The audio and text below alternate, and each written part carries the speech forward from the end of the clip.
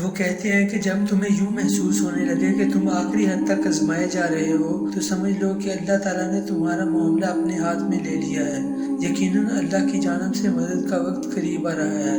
بس تم اللہ کے حکم کا انتظار کرو، صبر کرتے رہو، کیونکہ اللہ تمہارے صبر کا اجر ضرور دے گا، اور پھر وہ تمہیں ایسا سکون عطا کرے گا جو تم نے کبھی سوچا بھی نہیں ہوگا، کیونکہ اللہ اپنے بندوں کو کبھی تنہا نہیں چھوڑتا۔ یہ اس کا وعدہ ہے، وہ اپنے بندوں کو کبھی مایوس نہیں ہونے دیتا، کبھی بے سہارا نہیں چھوڑتا۔ وہ دیکھ رہا ہے، وہ جانتا ہے، وہ بہتر جانتا ہے کہ تمہیں کس وقت کیا عطا کرنا ہے۔ جب آزمائش کے ذریعے وہ تمہارا امتحان لے تو سمجھ لو کہ یہ وہ لمحہ ہے جب تم نے اپنی زبان سے شکر ادا کرنا ہے۔ جب راستے دھندلا جائیں تو دعا کرو، یا اللہ میرا تیرے سوا کوئی نہیں۔ مضبوطی سے تھام لو اور اللہ سے کہو۔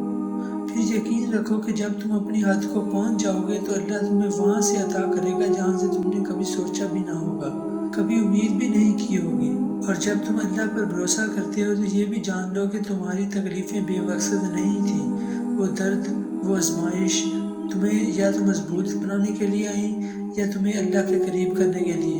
اور میں ہمیشہ کہتا ہوں وہ چیز جو تمہیں اللہ سے جوڑ دے، وہ شخص جو اگرچہ چلا جائے مگر تمہیں اللہ کے قریب کر دے، وہ دولت یا نعمت جو چھن جائے مگر اس کے بدلے خدا مل جائے، تو بتاؤ وہ خسارہ کیسے ہو سکتا ہے؟ لہٰذا یاد رکھو، سب سے بڑا انعام، سب سے بڑا صلہ یہی ہے کہ تمہیں اللہ مل جائے۔ اس لیے ان تکلیفوں اور آزمائشوں سے گھبرانا مت، کیونکہ یہ اکثر تمہیں اللہ کے اور قریب کرنے آتی ہیں۔